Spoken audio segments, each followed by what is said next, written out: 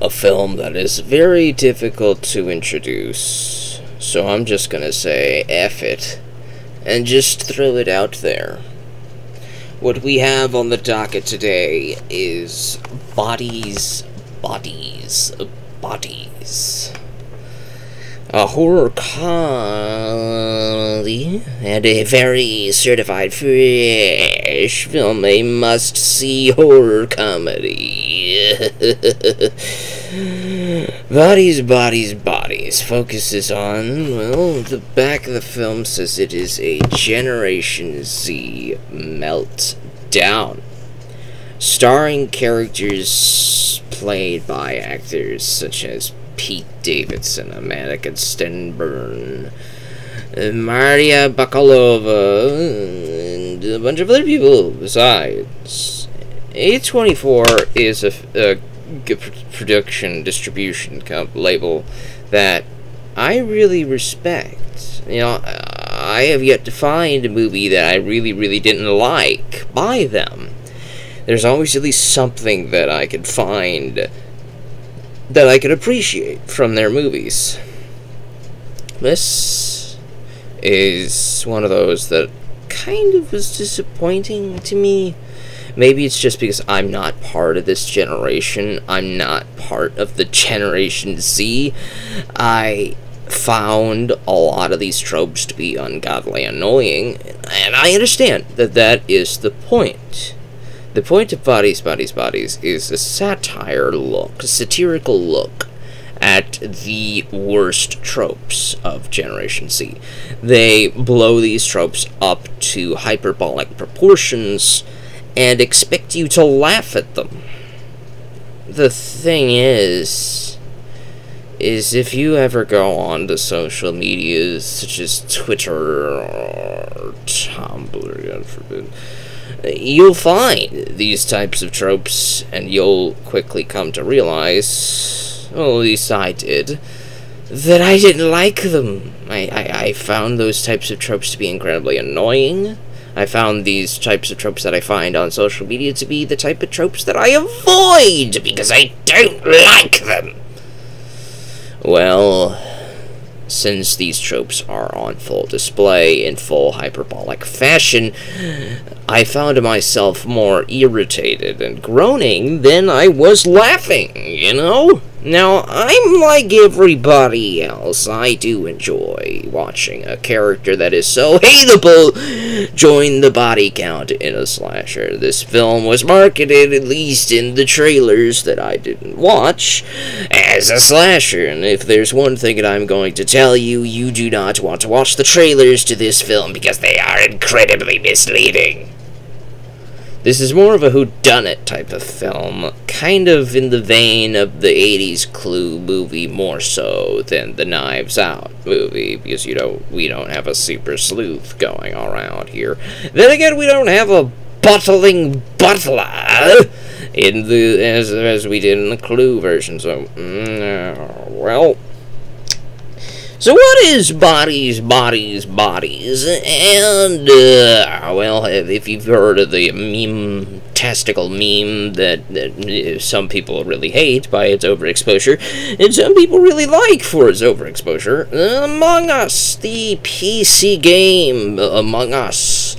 In the video game of Among Us, you have a killer, and you have a bunch of people who are not killers, and the people who are not killers have certain roles they have to do on a map, and avoid not dying. They have to avoid dying. They don't want to die, but the killer's role is to kill people.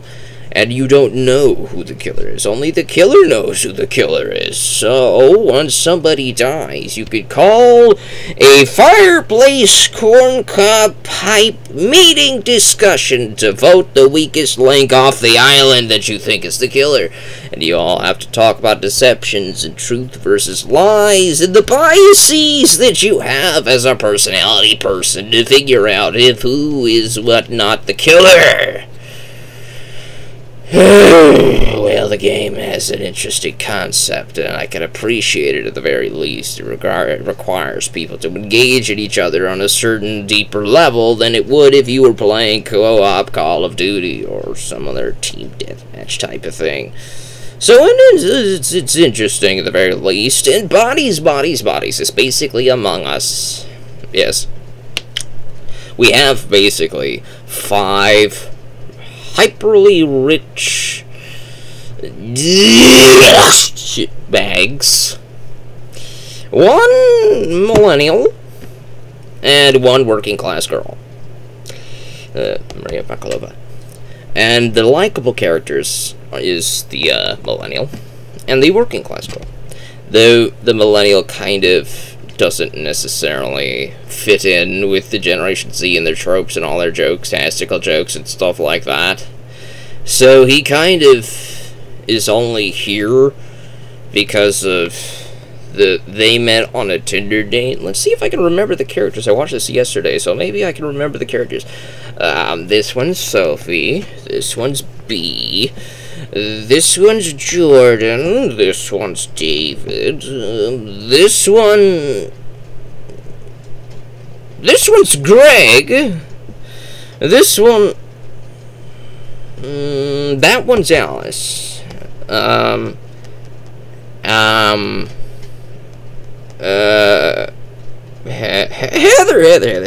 I think that's Heather.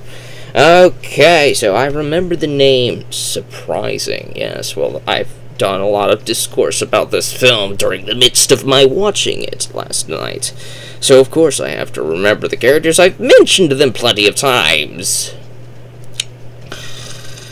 B is a working-class Eastern European immigrant into the States, where she meets her friend Sophie. Sophie is a person with a party girl past, where she got with a lot of people in the past, and all of her friends seem to realize that she's got a lot of, you know, partying around type of personality, and they go like, I'm so sorry for you. And then we've got Davis. Davis is just the textbook narcissistic rich kid a-hole. Heather, I don't really know. We'll get back to her. He's the immigrant. He's not the immigrant. He's the millennial. He's the millennial boyfriend of Alice. Alice and the boyfriend, Greg, met on Tinder. And over the course of, it doesn't really specify how long, but it is specified as being a shorter time frame than these two having been together. So these two met on Tinder, and she invites him into the house party, where you can imagine why she likes him. He's built like Thor, you know, he's a type of man. And then we've got Jordan here, who is mean. I guess her entire personality is she's a vindictive meanie face. I guess that's it. She's a vindictive meanie face, particularly to her. I'm guessing because these two have history, and she feels slighted by her for something that she's done in the past. And though she still is pining for Sophie. And then we got Heather. Heather apparently is connected to a character called Max, who isn't in the film until the very end. Apparently Max and Davis are not on good terms because Max punches Davis in the face, in the eye. He's got a black eye. Then Max walks out of the party room. Whatever. Her character is that she's an actress, that she acts. Her personality is very fake and surface level, and the only person who seems to see right through her is Davis, because he's probably doing the same thing. Well, rather not, actually. His assholey nature is on full display. The trope with all of these people is that their personalities are as surface level as the color blue in the ocean. And that's just, There's nothing about most of these characters that you can find something to like. She's not really faithful, so you can't really like her. She's kind of a meanie face. You can't really like her. He's a nozzle, so you can't really like him. I guess there's nothing really wrong with her. Alice seems harmless enough.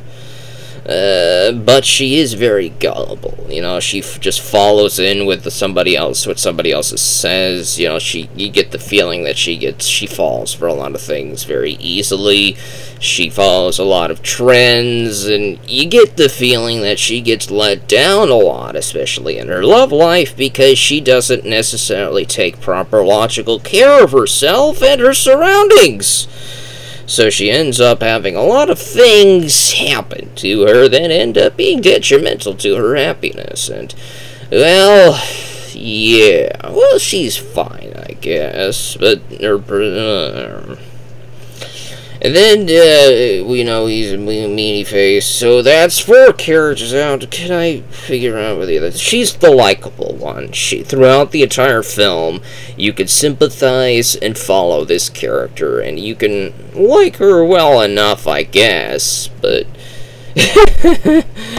Greg, we don't really see too much of him, but we could sympathize with his character. He's pretty much a victim in this entire movie. He's a victim of just being here, these guys. You know, he's the outsider, more of an outsider than Maria Bakalova's character, B.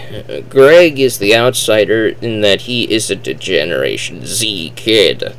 He is more of a crop-folder millennial, and he's just here for the... And then Heather,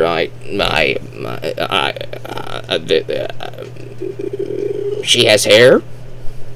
Yeah, she has hair. That's her character trait. She's got hair. I know nothing about her, really. I'm sorry. I've watched this film and I can't find anything memorable about the character. I'm sorry. I can't. But anyways... These guys go up into a super big, massive, large mansion in the wilderness to have a party because the parents are out of town. It's his parents' mansion. And there's a hurricane coming, so they're going to party during the hurricane for reasons, I guess. You get the feeling that all these characters hate each other, and you wonder why they even hang out with each other. And I'm guessing that's part of the satirical trope, in that these characters hang out with each other surface level, much like people hang out surface level on the internet. It feels like a satire on Generation Z's comminglingness on the internet, but because it's done in personalness, physicality, you kind of don't necessarily feel the logicality of these characters. They're blown to hyperbolic proportions, and they're not necessarily all that funny. At least to me, they weren't. Though there was one thing that I found funny. You see, all of this person, and especially this person, they're all hyper-rich people. He's just there. We don't really know too much about him. He's a veterinarian, I guess, that works out. He's got a body of an Adonis. That's why she likes him. And then she's the only one that's really, truly an outsider. She's the working-class girl in a sea of rich people. They're all smug, rich people. That's part of the thing that you can't really find yourself relating too much to, in that this demographic, the hyper-rich kids, is a small one. So it's not necessarily the majority of the Generation Zs, who are probably middle to lower middle class. They can't relate to these types of people. They're too hyperbolically blown out of proportion. Is that the funny part? I found myself thinking of another horror comedy that did it a lot better than this one did, and it is Tucker and Dale versus Evil. This movie is amazing. It's one of my top 3 horror comedies of all time, if not my top 2. It's competing with Shaun of the Dead for being one of the best horror comedies I've ever seen. Actually, it's top 3, competing with Cabin in the Woods. So, yeah, this movie, I found myself thinking about this movie quite a lot while watching Bodies, Bodies, Bodies. Why was I thinking about Tucker and Dale versus Evil when watching Bodies, Bodies? I will tell you why. It's because both films have college-age kids that are incredibly unlikable, but there's a big difference. Why did Tucker and Dale versus Evil succeed where Bodies, Bodies, Bodies failed? Well, we have likable characters in Tucker and Dale, for one thing. We have very amusing and enjoyable kills, for another thing. There's better writing, better script, better... we don't spend too much time with the unlikable characters. We are really technically only there to see them die. And that's the amusing part, is the way they die. There's one in particular kill that I found very Looney Tune-tastic. Tucker here is currently throwing wood logs into a wood chipper as he's doing outside yard work, fixing up a log cabin out in the middle of nowhere. And one of these college kids sneaks up on Tucker while he's working with the wood chipper, and the college kid dives to tackle Tucker. Well, right when the college kid jumps to tackle Tucker, Tucker bends over to pick up another log, and the college kid dives headfirst into the wood chipper. You can imagine what would happen next. I'm laughing thinking about it. That is the type of funny that this film just didn't have. It didn't have that. You know, they have a bunch of unlikable college kids. They have that in comparison, but we spend way too much time with them in this, and we only get to enjoy watching them, you know, in this. So, Tucker and Dale succeeds where Bodies, Bodies, Bodies fails on massive levels. And, of course, Tucker and Dale is also a satire look on those types of college kids to begin with. The whole type of survival is like the reverse slasher, so to speak. The survivor college kids end up being the bodyguard as usual, but they're the bad guys at the same time. But this, we spend the entire time with a cast that we don't like. And the more we learn about them, the less we care. And I guess the only redeemable, likable character other than Maria Bakalova and Greg is Sophie. We kind of maybe get the feeling that Sophie might actually be trying to turn her life around, but then you realize that maybe she's lying quite a bit. Because, you know, at the end of the movie, Maria steals the gun from Sophie. Why does Sophie pick up the gun that was near Jordan's body to begin with? Why did she, if Sophie was the only one left, why did she pick up the gun? You know, there's a lot of things you think about. Trust is the major issue here. So, I'm all over the place with this movie's all over the place. So let's try to talk about the trust angle, okay? Nobody trusts each other. Not even the people who claim to love each other trust each other. Sophie claims that she loves B at the start of the movie. B doesn't say that back. They've been together for maybe 6 weeks, and she might feel that it's a bit too soon to say something like that, right? Well, I guess apparently not, because she's willing to kill for Sophie. But near the end of the movie, her trust in Sophie kind of falls down, though Sophie's trust in B is also pretty questionable, because when they're the last two survivors, spoilers, these guys all die, and they're the last ones left, Sophie picks up the gun that Jordan had, and for some reason is still holding it when she goes to hug B. Is like, oh, I was looking for you. And then Jordan's last words, when you know they have a history or whatever. So Jordan's last words before she dies is, check her texts. So she steals the gun from Sophie, points it point blank at Sophie, and says, let me see your texts.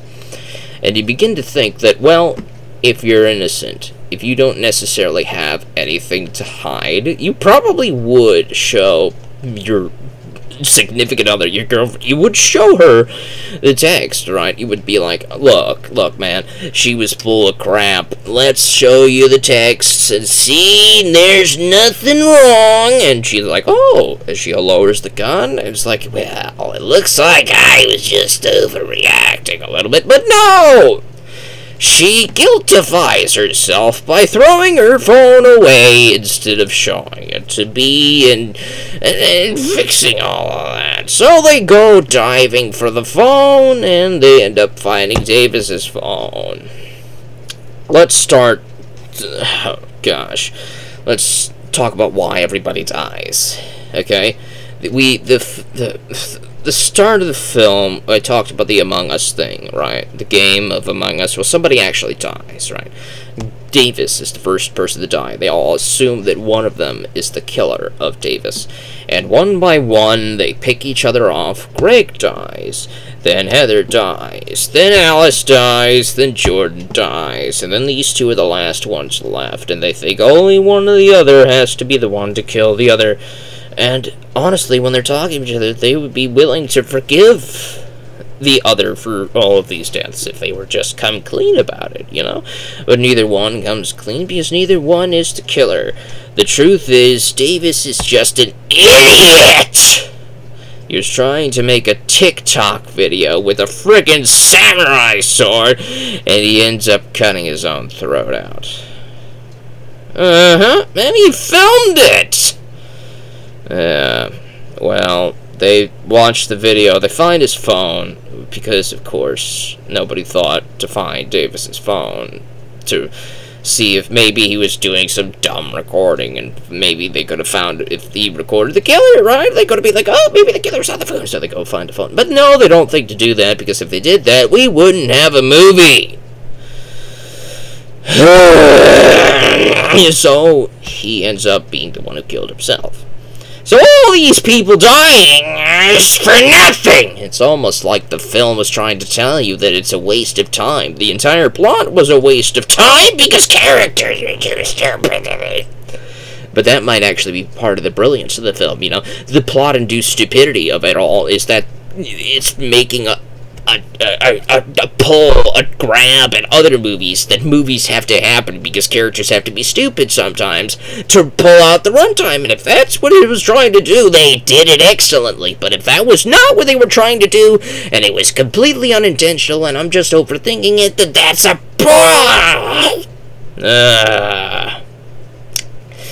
Bodies is very aggravating to me. Do I like it, though? Would I watch it again? Do I hate it? Do I nothing it? Would I give it a C? C+? I don't think it's deserving of a D. I don't think it's bad enough to be a C-. I think these characters were doing excellent work at being very hateable people. They were given a script, they were told to act a certain way, and they pulled it off excellently. The camera was great, the tone, the lighting, all of it was really well made, as would what you would expect for an A24 movie.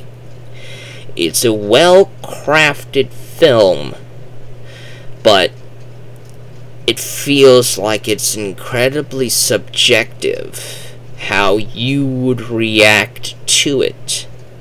Some of these tropes that they're all talking about, like this girl shouting, "You're silencing me!" when somebody tells her to calm down. Or this girl goes like, "Are you triggering me?" And somebody else is saying, "Stop gaslighting!" And I'm like, maybe somebody finds that funny, but I didn't.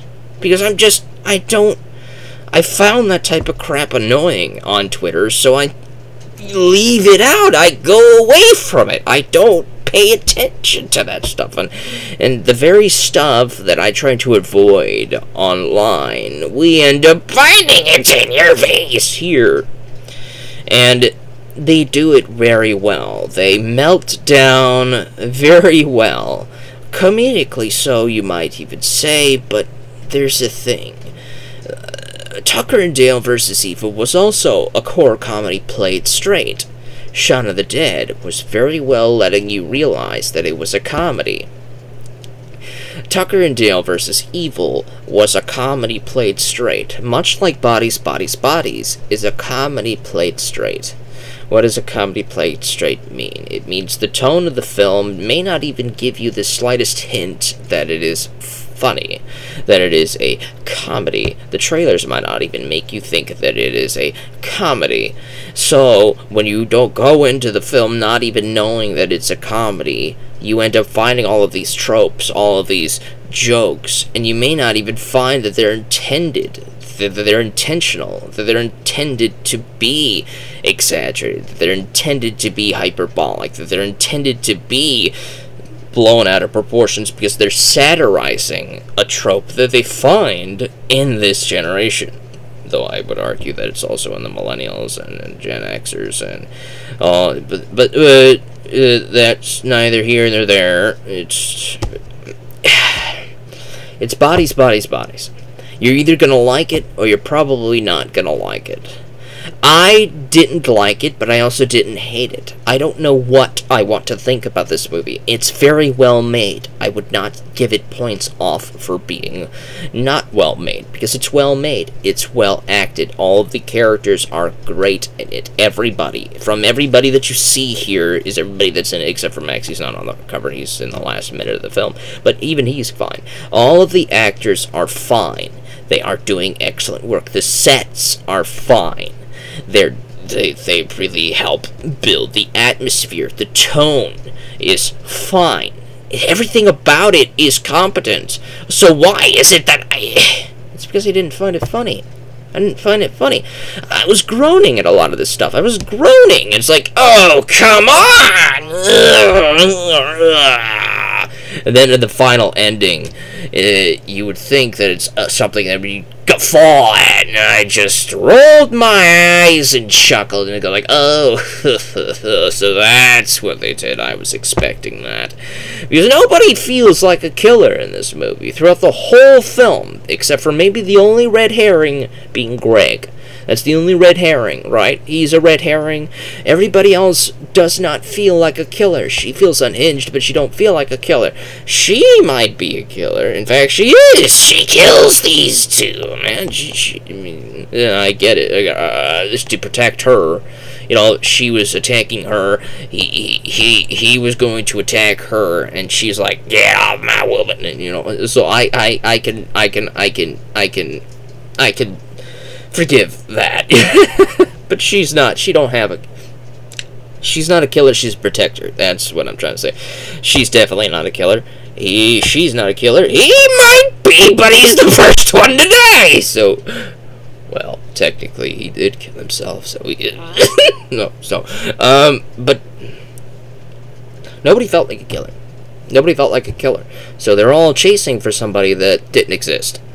Right? They were chasing for somebody that didn't exist. Maybe it was Max. They were all saying, maybe it was Max. Max, and they're all talking about some guy who left the party early, and maybe he returned to kill everybody. That's what they're all thinking. And I'm like, okay, maybe it was Max, but no, it wasn't him. You probably started to expect this about halfway through the film, that maybe there is no killer. That the true killer of it all was stupidity the whole time. This is a satire on the fake friends and fake trust that people hold with one another throughout the internet culture, particularly around the generational gap of the people in their 20s and their teenage years, and how they mingle online, and how everything feels fake, from their personalities, from their likes to their dislikes, to their life goals, to their futures, to their positions they claim to be working in life to a whole bunch of things. Everything feels shallow, everything feels fake. All of the characters and their relationships with one another feel shallow and short-lived, much like these two who met on Twitter, much like this girl who seems to have plenty of flings, and this person is actually honestly trying to get with somebody, but it's all there. I can see it. It's all there. And a lot of it is smart. So why didn't it land with me? I guess because I'm just also like Greg. I'm an outsider. I'm an outsider looking in. And much like Greg, he didn't find these people funny. And then he died. The end.